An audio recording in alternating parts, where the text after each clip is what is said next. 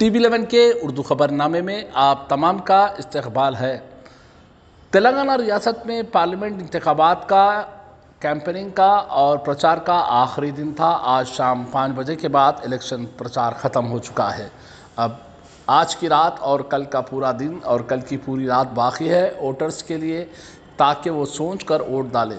TV11 तमाम तेलंगाना की आवाम से अपील करता है, वोट आपका हक है, वोट आपका जवाब है। हर तमाम लोगों से अदबन गुजारिश करता है कि आप 13 तारीख के दिन सुबह से वोट डालने के लिए बड़े पैमाने पर पोलिंग बूथ पर जाइए और वोट डालिए आपके मनपसंद कैंडिडेट को।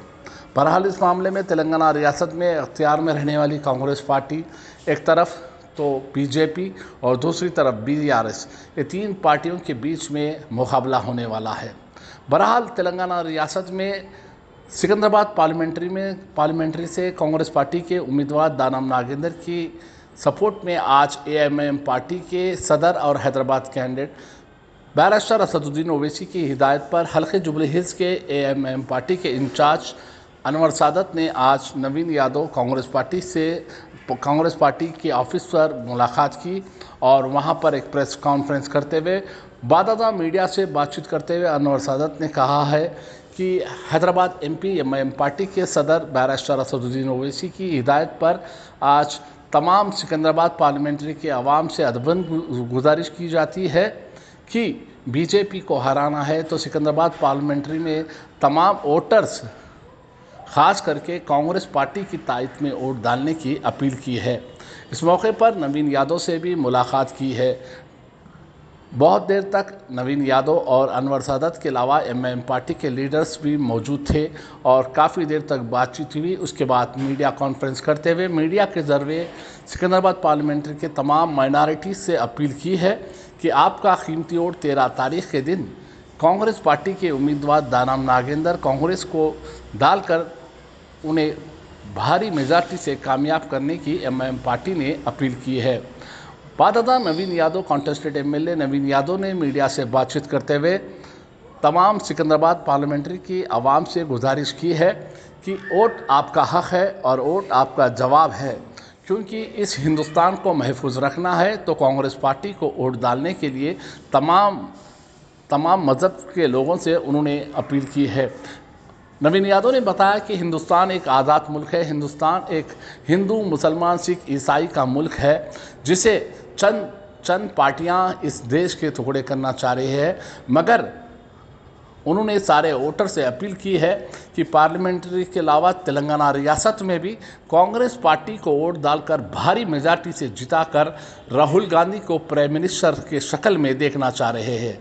आइए देखते हैं TV11 की एक खास रिपोर्ट। नाजरीन, जो लोग हमारे इस TV11 चैनल को YouTube पर सब्सक्राइब नहीं किए हैं, फौरी YouTube पर सब्सक्राइब करिए, लाइक करिए, कमेंट करिए, शेयर करना ना भूलिए। ट्विटर, फेसबुक और इंस्टाग्राम पेज को फॉलो करिए। चाहता हूँ और मैं यहाँ से MIM के वर्कर्स को जितने भी अपने सिकंदराबाद पार्लियामेंट में हैं उन लोगों से रिक्वेस्ट करता हूँ कि साहब की बात तो आई है, आप लोग भी ज़रा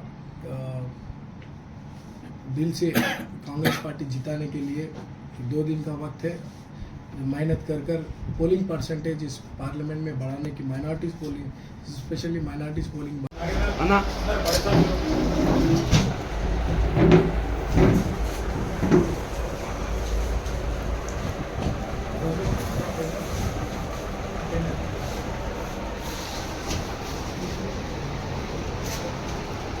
छोटी बाइट दे देना क्या?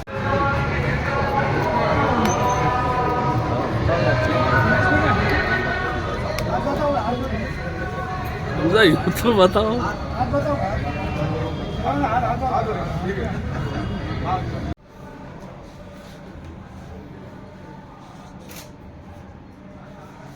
बोले तो नहीं वो मैं यहाँ के पब्लिक को ये रिक्वेस्ट करता हूँ कि अपना वोट डिवाइड मत करिए, सोच समझकर वोट डालिए, अपने बच्चों का फ्यूचर के लिए सोचिए। अगर ऐसे फिरका बरस पार्टियाँ अगर कुछ हुकूमत में आई तो फ्यूचर प्रॉब्लम रहेगा। अपने बच्चों के फ्यूचर के लिए सोचकर और BRS के बातों में नहीं जाना, पोलिंग परसेंटेज बढ़ाना। मैं सभी तमाम पब्लिक को रिक्वेस्ट करता हूं कि कांग्रेस के फेवर में वोट डालकर कांग्रेस पार्टी अस्सलाम वालेकुम वरहमतुल्लाहि वबरकातुहू। मजलिस इत्तेहादुल मुस्लिमीन की जानिब से सिकंदराबाद एमपी इलेक्शन में मजलिस इत्तेहादुल मुस्लिमीन का फ़ैसला है कि यहाँ पर एमपी को कांग्रेस को काम किया जाए, क्योंकि हमारा मकसद है कि हम बीजेपी को हराएं, चाहे कोई भी वजह हो बीजेपी को हराएं।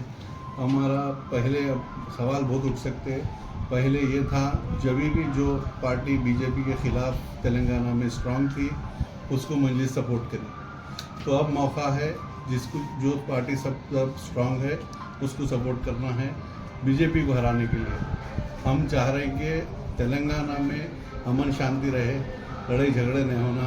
एक सालों से मजलिस के साथ जो भी जमात यहाँ पे मिलके है मजलिस के साथ यहाँ पे अच्छा काम हुआ, डेवलपमेंट हुआ, तो उस तरीके से मजलिस का ये टाइम इरादा है कि कांग्रेस के साथ चलें।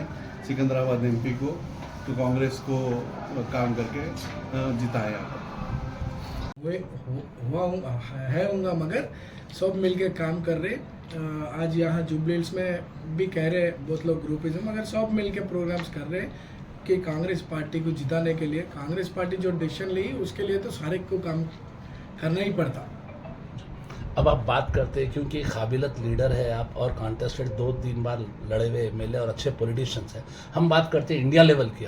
हिंदुस्तान में कांग्रेस पार्टी सत्ता में आने वाली है बोलकर अभी तक इंटेलिजेंस के अलावा नेशनल चैनल पे एग्जिट पोल दे रहे, तो आप कैसा महसूस करें, ये सही होगा या फिर आप कैसा महसूस करेंगे? कि बीजेपी को हराना है और आवाम समझदार है, अपने वोट को तकसीम नहीं करना है, तो उस वजह से जहाँ पर भी हमारी बात थी सिकंदराबाद की, हम खुली बात सिकंदराबाद की रखें, लेकिन जहाँ पर भी तेलंगाना में बीजेपी के ख़िलाफ़ जो पार्टी स्ट्रांग है उसको वोट देना है।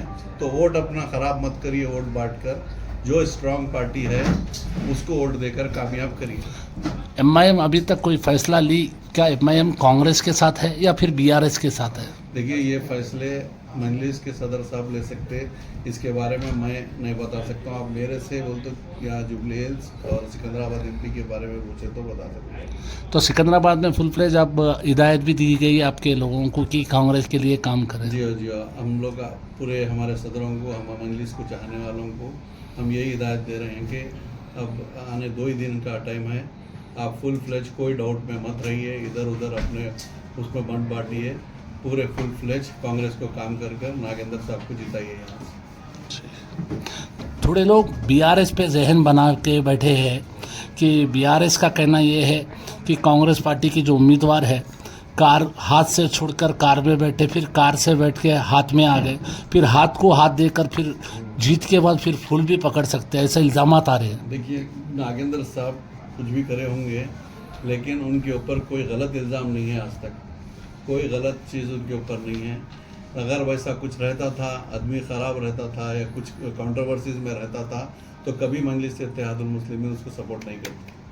तो वो हिसाब से असदुद्दीन अवैसी साहब का मजलिस का फैसला ये है कि कांग्रेस को यहाँ पर सिकंदराबाद में कामयाब करिए। हुकूमत चलाए जो उन लोगों के किसान का हो, जो भी प्रॉब्लम्स करे वो सब पब्लिक में माइंड में है। कैब ड्राइवर्स का हो, बहुत सारे मसले हैं वो पब्लिक में है। और इसके अलावा जो कांग्रेस की मैनिफेस्टो है उसके ऊपर पब्लिक अट्रैक्ट हो रही है। Definitely people will turn to Congress and जैसा सर्वेज बोल रहे हैं 100% फ्यूचर आने वाले रिजल्ट कांग्रेस का फेवर में आएंगे और सेंट्रल में कांग्रेस की हुकूमत फॉर्म करेगी। देखिए, आज तक कांग्रेस पार्टी के कई बड़े बड़े नेता लोगों को स्कीम्स के बारे में नहीं मालूम है। मैं बार बार एक ही सवाल पूछ रहा हूँ, आज पब्लिक जनता भी परेशान है कि क्या स्कीम्स है क्या नहीं, क्योंकि कांग्रेस प्रेजेंटेशन करने में फेल हो रही। भाजपा देखिए छोटा भी काम करी तो बहुत बड़ा काम करे ऐसा बता रही, तो क्यों प्रेजेंटेशन कांग्रेस की जाने से कम हो रहा? आपको नहीं मालूम होगा मगर प्रेजेंटेशन तो अच्छा ही चल रहा है। पार्टी के वर्कर्स बहुत लेके जा रहे हैं। एग्जांपल आप तेलंगाना का गवर्नमेंट ले लो, 6 गारंटीज के बारे में कांग्रेस पार्टी वर्कर हर एक के पब्लिक में लेके गए, उसके बारे में एक्सप्लेन करें। उसी तरह इसके ऊपर भी चल रहा, अच्छा ही प्रेजेंटेशन चल रहा है। लोग भी कांग्रेस के पार्टी के तरफ टर्न हो रहे हैं। Definitely Congress will form the government. Okay, Secunderabad last सवाल है मेरा, सिकंदराबाद में आपका मुकाबला बीजेपी से होगा फिर बीआरएस से होगा? जो भी लड़ रहा है उससे हर एक से मुकाबला रहता और कांग्रेस पार्टी तो जीतता। मतलब आप बीआरएस से भी हो सकता बोल रहे मुकाबला। मैं बोलूँ ना, मैदान में कौन कौन है, हर एक से लड़ना ही पड़ता। जी नहीं मुकाबला देखिए, वैसे तो 44 मेंबर्स है, 44 से तो कांग्रेस का मुकाबला नहीं होगा। सिर्फ 3 पार्टी यहाँ पर स्टैंडर्ड है, जैसा कांग्रेस है, बीजेपी है, बीआरएस है। तो वो सवाल मैं पूछ रहा हूँ आपसे। डेफिनेटली बीजेपी वर्सेस कांग्रेस रहेगा, मगर definitely with the blessings of Secunderabad public, Congress will win the election. Thank you.